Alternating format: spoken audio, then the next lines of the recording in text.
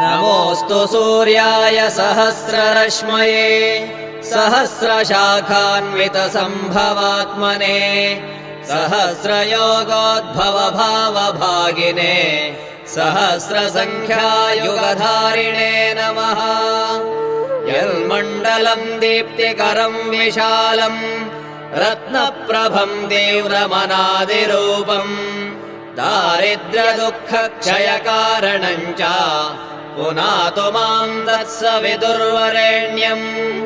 यन्मण्डलम् देवगणैः सुपूजितम् विप्रैस्तुतम् भावनमुक्तिकोविदम् तम् देवदेवम् प्रणमामि सूर्यम् पुनातु माम् तत्सवितुर्वरेण्यम्। यन्मण्डलम् ज्ञानघनम् त्वगम्यम् त्रैलोक्यपूज्यम् त्रिगुणात्मरूपम्